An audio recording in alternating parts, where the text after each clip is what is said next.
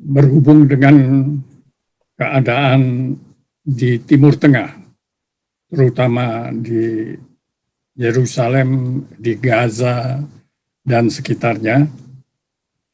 Maka kali ini saya ingin membacakan puisi saya yang sudah saya buat tahun 1900 sekian ketika saya mendapat kesempatan untuk berkunjung ke Yerusalem. Apa yang saya tulis pada waktu itu ternyata masih relevan untuk hari ini. Jadi puisi saya itu saya beri judul "Oh Yerusalem". Dengan segenap rinduku kuhampiri cemerlang kubahmu, oh Yerusalem. Ketika kau terus dililit bintang David, dan jeritmu tak tertangkap telinga dunia.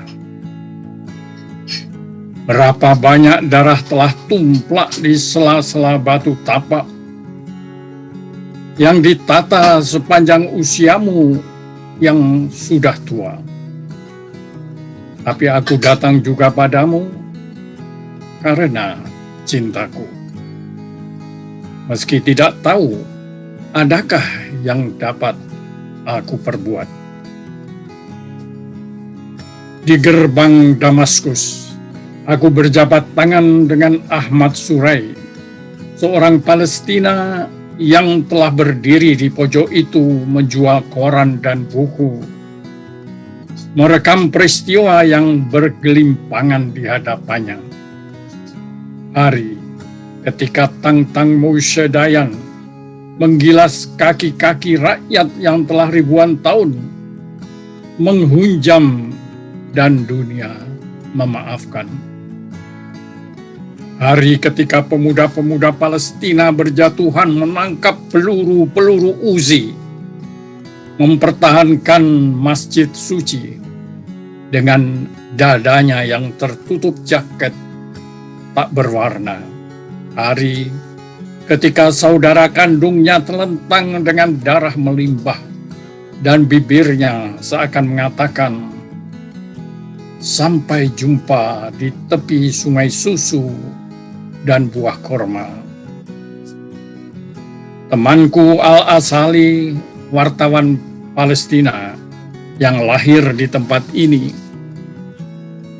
yang harus menunjukkan kartu jati diri untuk memasuki rumah sendiri, menuntunku menapaki gang kecil, kanan kiri toko-toko kelitik, cenderamata, dan musik dalam kaset-kaset bertulisan Arab.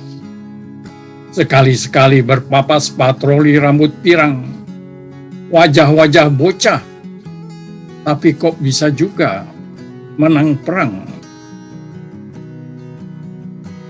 Jalan sekecil itu ternyata menggenggam kisah berlimpah. Yesus yang memanggul palang dosa, mengubah sejarah di Via Dolorosa. Orang hitam duduk-duduk di teratak rumah tua, saksi sisa-sisa sejarah silam. Bendera bintang segi 6 terumbai di jendela kolotan, memaklumkan kejadian sedang diulang. Orang-orang Yahudi dengan uang dan senjata sedang menanamkan diri, menempel seperti benalu, menjalar seperti kuman flu. Dengan dalih arkeologi menggali seperti orang-orang, mencari tempat ibadahnya yang ribuan tahun dulu katanya berdiri di situ. Entah kapan semua peradaban di atasnya akan ambruk. Dan entah bagaimana reaksi dunia dan muslim yang katanya menganggap tempat itu suci dan nabinya dulu pernah hadir di situ sebelum melejit ke langit.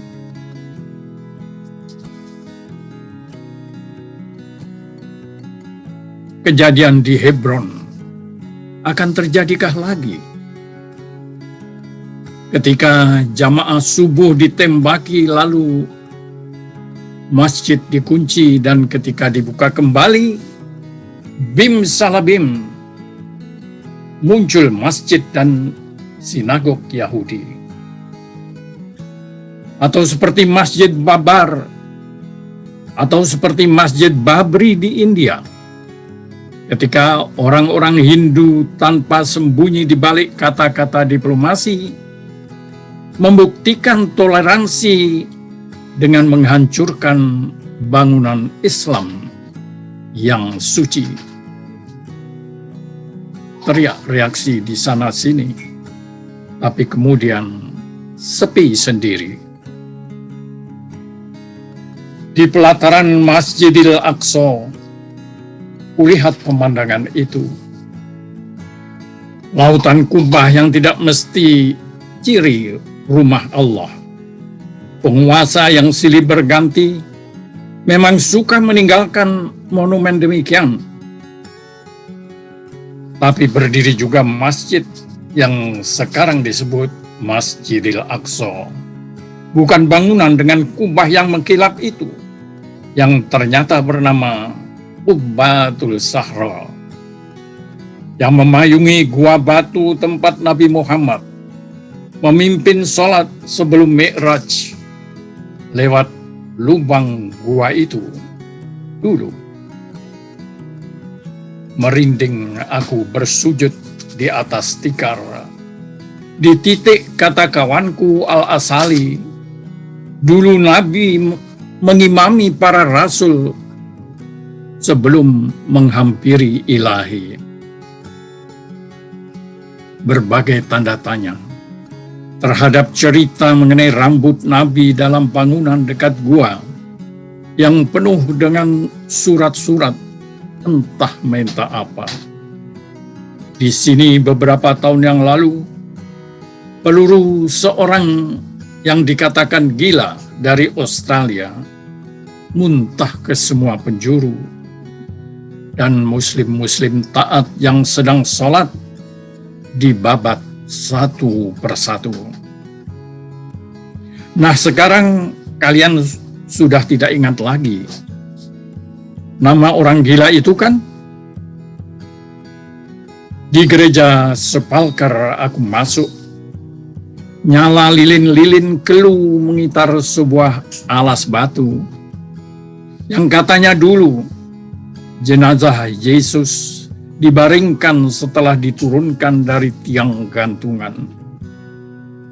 Gedung dengan banyak altar, riuh suara liar para wisatawan. Katanya tiap jengkal ubenya selalu jadi rebutan di antara orang-orang Nasrani sendiri dari berbagai tendensi, yang saling merasa lebih berhak menjadi abdi Nabi di Palang Suci. Dan akhirnya demi perdamaian, mempercayai seorang Muslim jadi juru kunci. Di gereja inilah dulu Sayyidina Umar dipersilahkan melakukan sholatnya oleh para pendeta yang mengeluhnya ketika Amirul Mukminin itu memasuki kota. Tetapi Umar tidak ingin para pengikutnya nanti mengira boleh seenaknya menjadikan rumah ibadah orang lain sebagai rumah ibadahnya. Ia mencemasi tak akan pernah terjadi toleransi nanti.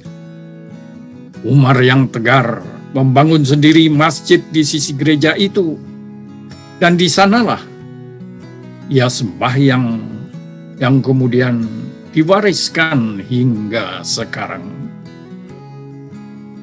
Pelataran ini adalah pelataran sejarah kaum muslimin, kata imam berwajah ramah, mengenakan sorban dan jubah yang sering kubayangkan ketika kecil dulu.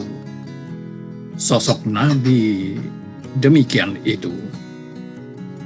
Di situ, kandang kuda tempat kuda burak ditambatkan. Kata Al-Asali menuding tanah beberapa meter saja dari tumit sepatuku. Dan di sana Imam Syafi'i membuka madrasah tempat orang-orang resah membenamkan diri dalam ayah-ayah. Kau lihat di celah-celah lubang itu, itulah kuburan Raja Yordania Abdullah. Dibantai karena tak sigap menangkap aspirasi rakyat. Dan di sana, Bukit Zaitun.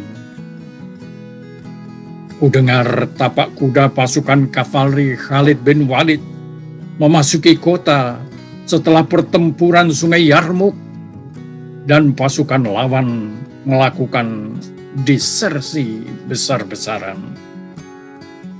Kudengar Sophronius yang bilang hanya mau menyerah kepada Umar yang mengendarai unta dari Suriah bergantian dengan pembantunya.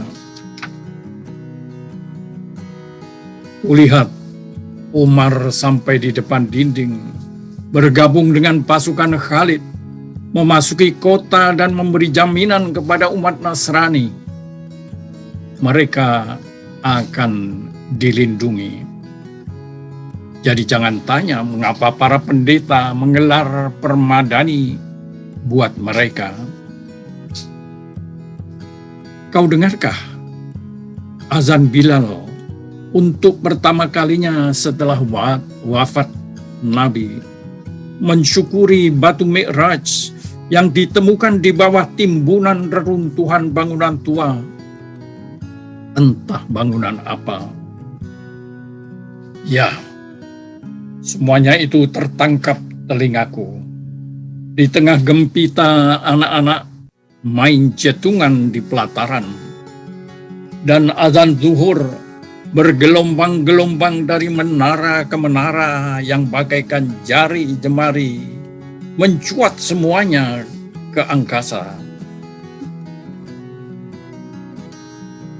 Di gerbang keluar, aku kembali ke dunia nyata.